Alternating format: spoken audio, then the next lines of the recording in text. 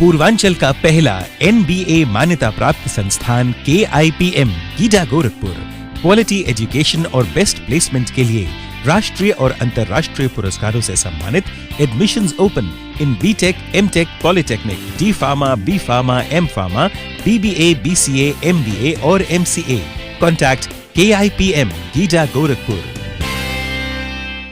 कभी आपने सोचा है कि आखिरकार यूपी की योगी सरकार शिक्षकों को नौकरी क्यों नहीं दे पा रही है? साल 2018 के बाद से ही प्रदेश में शिक्षकों की एक भी भर्ती नहीं आई और आप कहेंगे कि 2018 में तो दी थी, तो 2018 की जो भर्ती थी वह भी इस सरकार की दी हुई भर्ती नहीं थी, वह पिछले सरकार यानी अखिलेश सरकार का मसला था। पिछली सरकार ने एक आदेश दिया था, उसके मुताबिक शिक्षा मित्र को बिना किसी पात्रता परीक्षा के सीधे प्राइमरी टीचर्स के पद पर समायोजित कर दिया था। बाद में सुप्रीम कोर्ट ने इस समायोजन को रद्द कर दिया।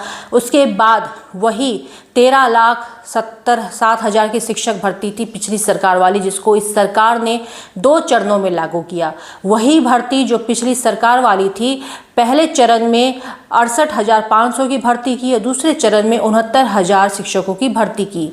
और भर्ती भी क्या, आफत का पिटारा बन गया। 69,000 शिक्षकों की भर्ती में जो OBC छात्र हैं उनका हक नहीं दिया। इलाहाबाद हाईकोर्ट ने बकायदा डिसीजन दे के डबल बेंच ने कहा कि इन OBC छात्रों को इनका हक दीजिए, आपने इनका हक मारा है। और यह भी कहा कि यह पूरी की पूरी मेरिट लिस्ट रद्द कर दीजिए, नए सिरे से मेरिट लिस्ट बनाई जाए। आज तक वह मामला सुलझ नहीं सका। सरकार समय रहते हुए कोई फैसला नहीं ले सकी, मामला सुप्रीम कोर्ट में चला गया।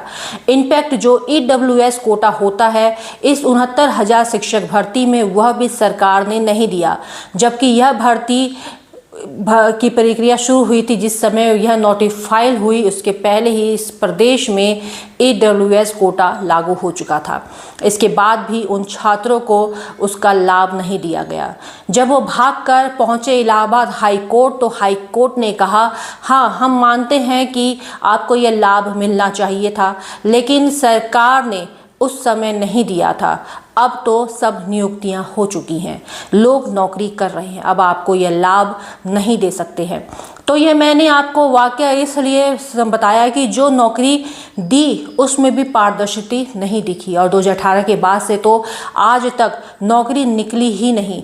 तो आप सोचिए आखिरकार क्यों नहीं निकल रही है नौकरी। और इस बीच में जो DLED करके बैठे हुए हैं, डिप्लोमा इन एलिमेंट्री एजुकेशन, उनके क्या हाल है? कभी आपने सोचा है कि हर साल कितने छात्र DLED करके अपने सपनों का अपनी आंखों के सामने खून होता हुआ देखते हैं?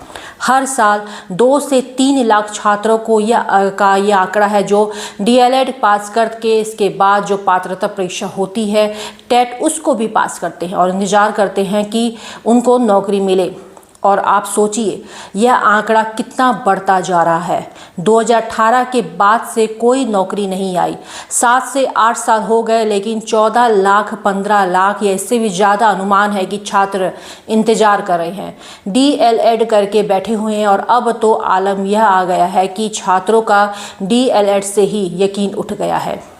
DLED को आपको समझा दूं कि मैं DLED का मतलब होता है कि डिप्लोमा इन एलिमेंट्री एजुकेशन, यानी कि यह 2 साल का पाठ्यक्रम होता है। इस पाठ्यक्रम को पूरा करने के लिए जो युवा होते हैं वह प्राइमरी शिक्षक बनने की एलिजिबिलिटी रखते हैं। तो यह 2 साल का जो पाठ्यक्रम होता है, एक ज़माने में इसको BTC कहते थे, बेसिक टीचर्स ट्रेनिंग, अब DLED कहते हैं। ये कितना कीमती होता है। एक मध्य वर्गों के लोगों से पूछिए कि निम्न मध्य वर्गों की आयु वर्ग के लोगों से पूछिए कि इस पाठ्यक्रम के लिए किस तरह से उनके घर वाले उनको पिंच करते हैं कि भैया यह कर लो तो तुम्हारी नौकरी इंश्योर हो जाएगी। अब तक नौकरियां BTC में कितनों को मिली है, लाखों नौकरियां BTC में मिली है, लेकिन जब से यह सरकार आई है BTC जो अब DLED हो गया है, इसके कोई मायने ही नहीं रह गए हैं। और अब आलम यह है कि DLED की सीटें खाली रह जा रही हैं। बाकायदा रिपोर्ट्स यही है कि इस रिपोर्ट्स में लिखा हुआ है कि 47,000 सीटें डीएलएड की खाली है, करने वाले ही नहीं हैं। और ये अब हाल हो गया है, तब ये हाल हुआ है जब प्राइमरी में टीचर से जितनी ज़रूरत है उतने नहीं है। हर साल रिटायरमेंट हो रहा है, हर साल हज़ारों टीचर्स रिटायर्ड हो रहे हैं। प्राइमरी की पढ़ाई जो इस देश की शिक्षा व्यवस्था की नींव है, वहाँ पर बेसिक सुविधाओं का अभाव होता जा रहा है।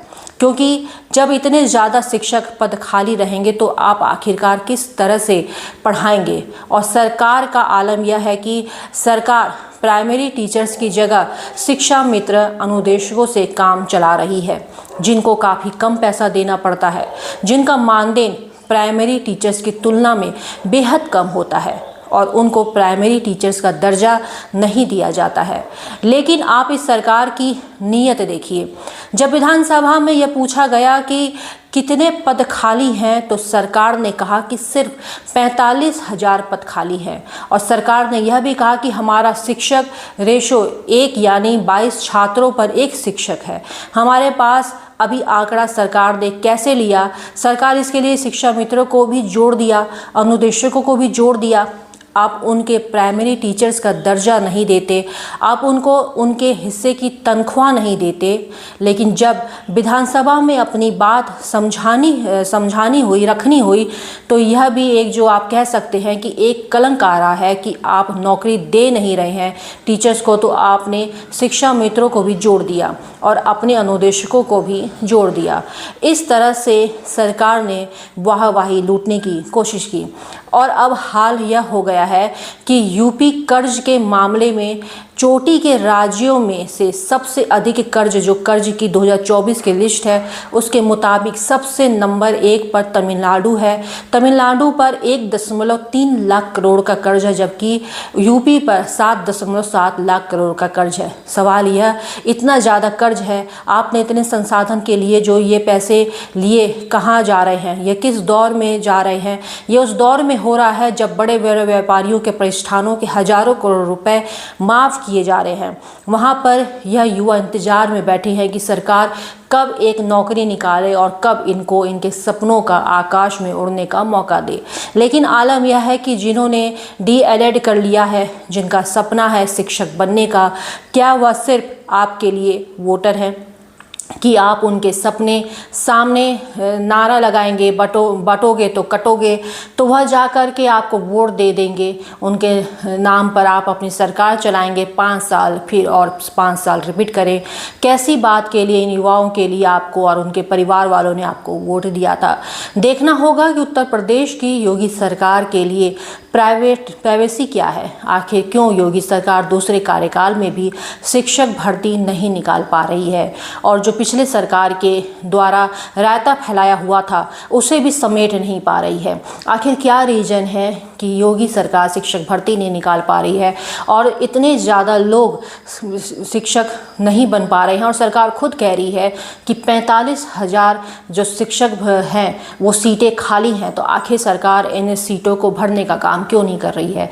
क्या इससे शिक्षा व्यवस्था में कोई हानि नहीं हो रही है?